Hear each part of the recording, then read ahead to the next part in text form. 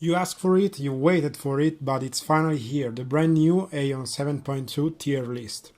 Yes, indeed it took some time to make, but one thing that threw me off from my initial ideas is that the patch we got in Europe is somewhat of an half 7.2, you would even say somewhat like a 7.2.1. Therefore, I had a decision to make about which version of 7.2 I wanted to rank, and about my conclusions, I would say that I got into a mixed decision. So I will surely stick to what we got in EU because this is what I see on a daily basis, but I also will make references to upcoming mini patches or balance updates that we did not receive yet.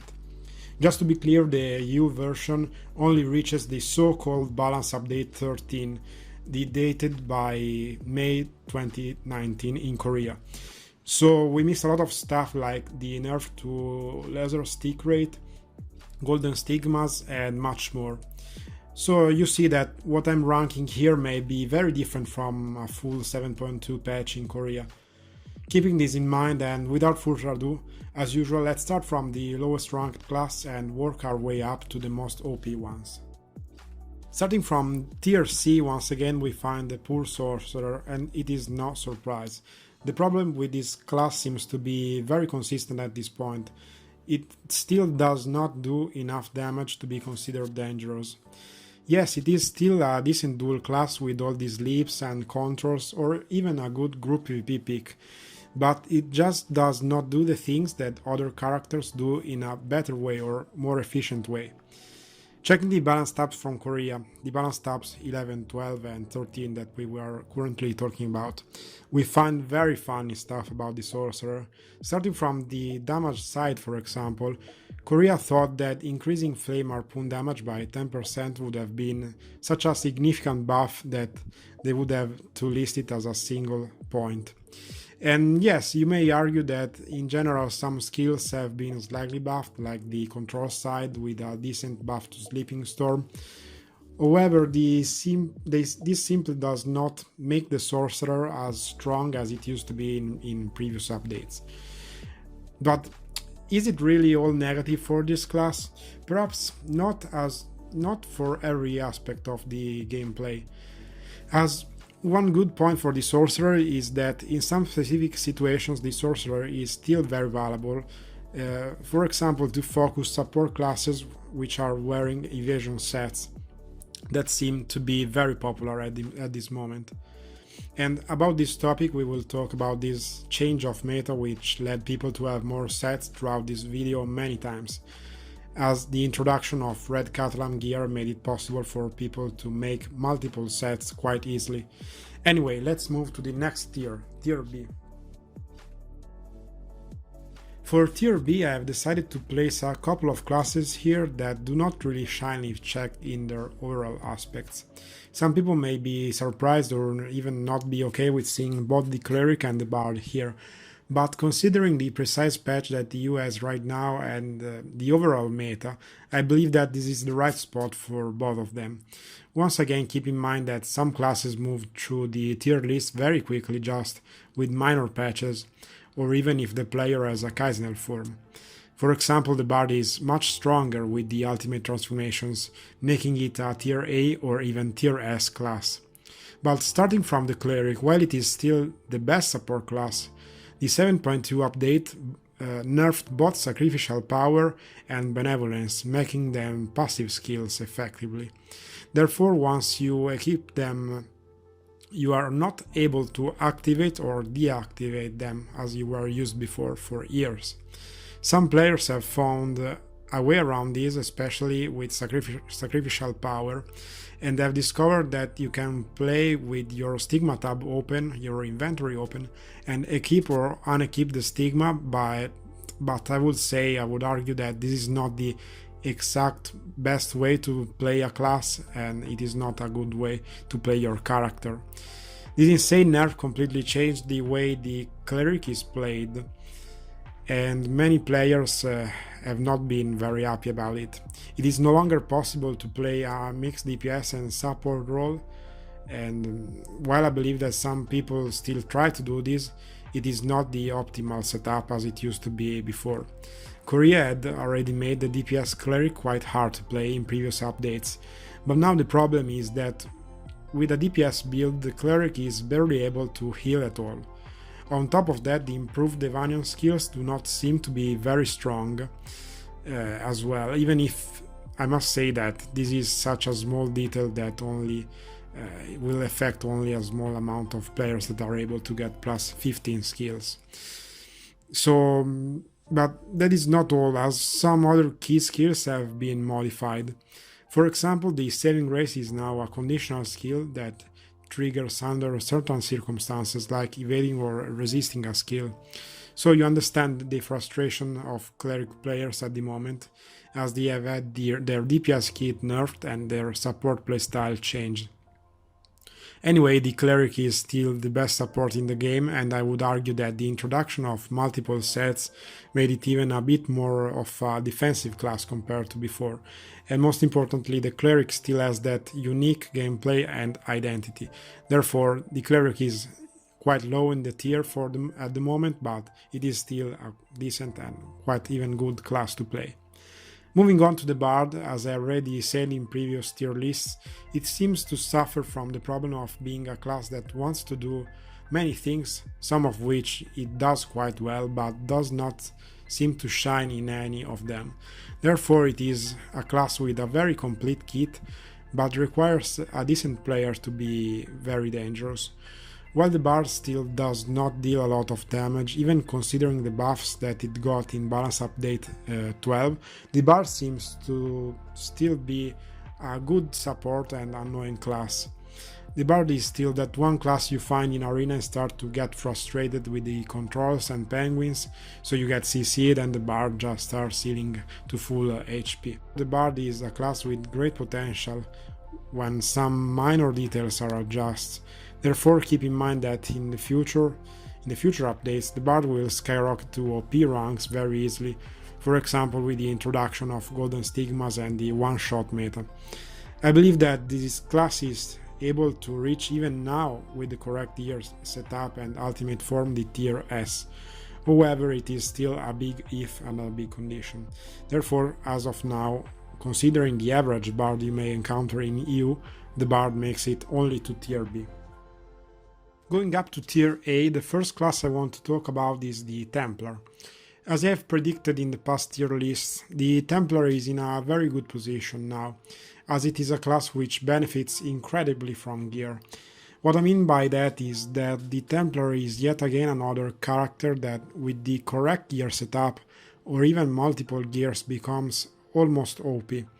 Just think of the difference that the extend weapon makes for a Templar or a defensive set, and you understand what I'm talking about. Anyway, the Templar has had some of its previously neglected skills reworked a bit, for example the Magic Smash and others. However, these skill changes are not that incredible to be entirely fair. The Templar is simply in a good spot because of how the current patch works.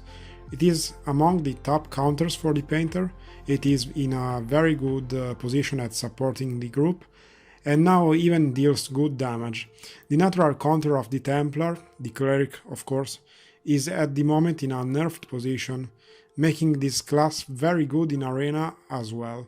Keep in mind though that the Templar will probably be a bit behind the future updates, where the control classes and the ranged DPS seem to have a bit of advantage, but once again we will see later on.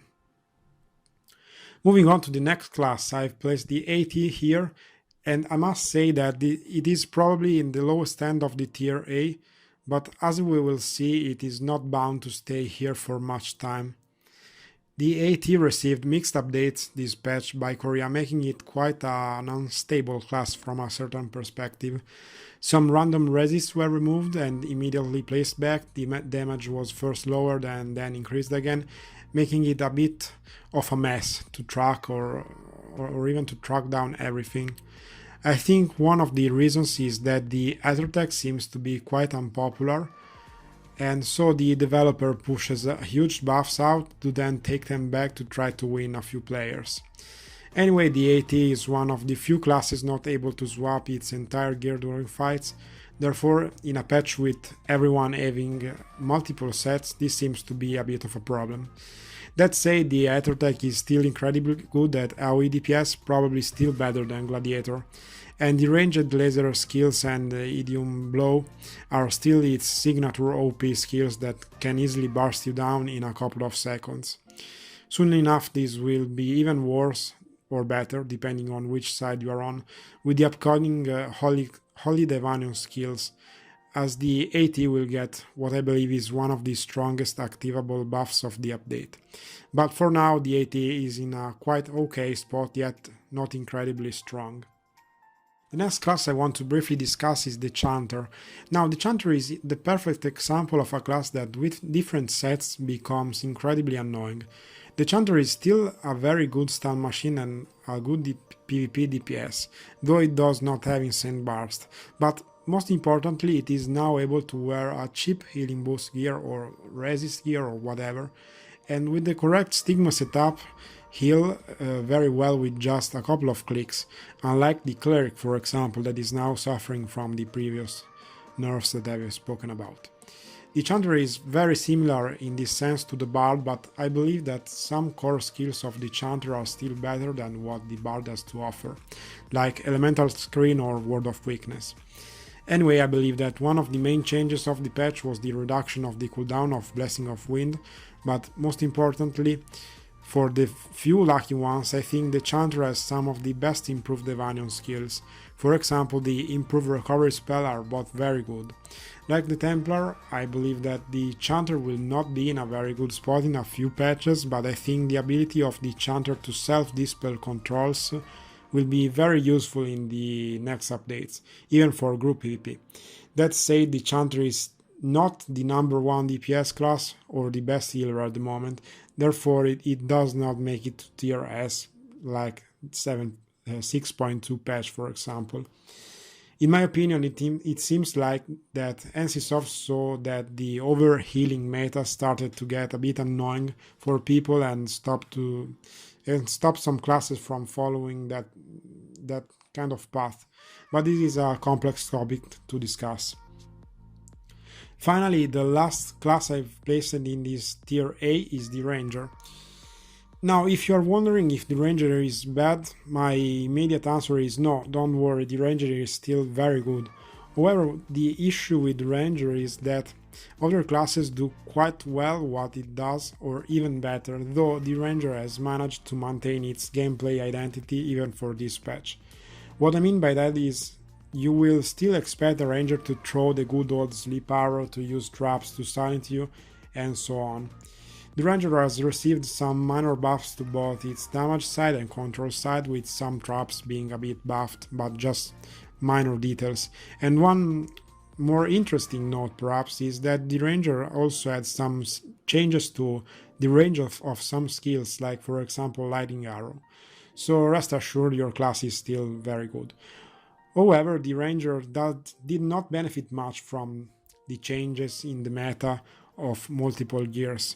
Moreover, I believe that the Painter is currently somewhat of a stronger DPS version compared with the Ranger, though definitely with less defensive tools. One final note about the Ranger is that the mouth form, which was previously nerfed, will become incredibly strong once again very shortly. Therefore, in a similar way of the AT, I believe that the Ranger will easily climb the tier list to tier S or even S plus levels very soon. As you can see, this time tier S is quite crowded compared to previous patches, but there are some interesting differences between the position of these classes. Starting from the Gladiator, the issues with the stances swap are still here, but have been integrated better with the game in my opinion. Therefore the defensive stance is a bit better than before, just like Slaughter, though once again I personally do not like how these skills work. At the moment a Gladiator using defense preparation is incredibly strong, even more under armor of attrition. The damage output does not seem to suffer as before, maybe because people started to gear up a bit more, or simply because the conditional self-buff that Glads get when under 40% HP has been greatly buffed. Anyway, I believe that the Gladiator moved from an AoE class to a single DPS one, and if you look at the Gladiator under that specific perspective, it does its job very well. The ranged vision is very good and has a couple of good possible combos to link with, but on the other hand, quite unfortunately, the flag vision is still bad compared to the other possible choices. Another reason for the Gladiator to be in a good spot is that its improved Evanion skills are very good, especially the berserking ones. Just think of the 3.6k physical attack of the Wow of Charge. Imagine if you were to sum that to the new 1k extra damage under 40% HP. You'd get a very dangerous instant burst. On the other hand, attack position, the Blue Berserking, is equally good for the long-lasting fights and is very useful against the evasion-wearing classes given the accuracy buffs you get. The Glad is still among my favorite classes and there is much more I would say, but to keep it short, I think that if you do like the single target gameplay, as of now the Glad is in a very good position and could only suffer against some very specific classes. The next class in this tier is the SM. Now, the SM is the perfect example of how a change in how the game generally works could influence a class even if that specific class does not get buffs or new skills. At the moment, many SM players are using an evasion gear as their main set, and you may wonder why that is the case in the first place. Well, if you carefully think about that, you realize that the most dangerous class for the SM is probably the Painter together with the usual leather classes. So, while still dealing quite a bit of damage, the SM can wear a defensive set and become very hard to kill. This also works for group PvP since the role of the SM is mainly to control the enemy team. It seems like that because of a series of external events the SM got back to the highest ranks, and will go even above if the future updates where the control classes have a great advantage do come. Anyway, for now the SM has also received some interesting buffs to improve its skills for the Devanions, and like the improved vacuum explosion or even the fears themselves. Moreover, I would also add that the Kaizenel form is incredibly good on the SM, just like the Bard. So the SM is definitely still the control king, and now even more difficult to kill than before. Moving on to the Gunner, it is probably not the strongest S tier class, but does its job very well. When you think of Gunners, you immediately associate it to high burst DPS, and the Gunner in 7.2 patch does exactly that. The Gunner did not get incredible changes in the balance updates that got into our own European 7.2 version, but it is still a good class because of the 7.0 changes, though it is safe to say that the Gunner does not reach insane burst damages like in previous expansions. All in all, I think I was a bit undecided if the Gunner could effectively make it to tier S, but what made me sure of my decision was the combination of how strong Enhanced Magic Projectile still is and how strong the new improved Devanion skills are. Moreover, I think that the Gunner does not suffer too much from the existence of defensive gears, though it could be necessary to socket a magical accuracy set in some cases. That said, the Gunner also greatly benefits from high magic attack numbers. Therefore, in the current gear setup and considering all the offensive buffs, the Gunner is still the number one magic burst DPS. Another surprise to some in this tier list is probably the Assassin, which made it up to tier S and is among the best ones in this rank. Once again, the reason why the scene is so high in the list comes from different areas of the game. First of all, the scene at the moment tends to focus on physical attack build rather than putting crit stones. Therefore, assassins reach among the highest possible attack numbers thanks only to the gear. The reason of this build choice is usually to focus on swift heavy attack, the famous 3 seconds crit buff, which is even higher in the improved version, and output the highest damage possible. Without going into details, the scene can build in this specific way and use the improved Devanions to easily kill anyone during the duration of the 100% crit rate.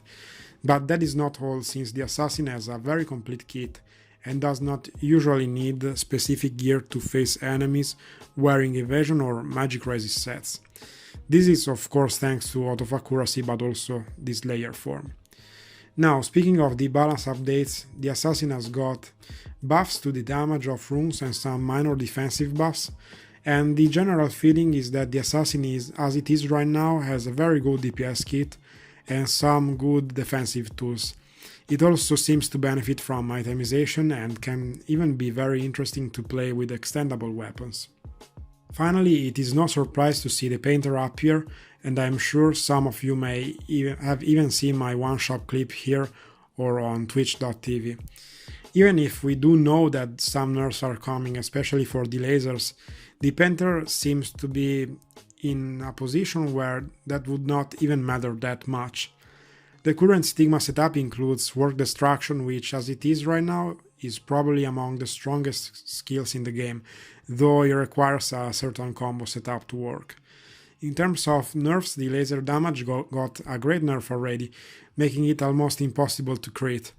But still the main damage source seems to be in the ambush combo and color fight, just like in Sustained Color Immersion, which is the repeatable AoE skill. The painter still has a complete yet simple kit which now relies more on different skills rather than only on a setup for lasers. From my personal experience, the current nerfs to the painter did not influence much the overall tier rank, though for some the laser nerfs could have made the class very different from what we were used to. Anyway, the painter is surely still among the strongest classes in the game and will continue to be in the future known patches. The Golden Stigmas will also allow the painter to join the infamous one-shot club, and the upcoming Holy Divanium skills are even looking better because of the difference between the longer duration buff and the shorter one, which allows to play in a kind of a high burst oriented build. In short, patch 7.2 and the following have changed and will change the gameplay a bit, but I personally believe that it is for the best. With the painter I conclude my personal 7.2 tier list, and if you have made it this far, I really do want to thank you. The interest in this series has been incredibly amazing to me. So thank you once again for everyone that has watched, and I will see you very soon, guys.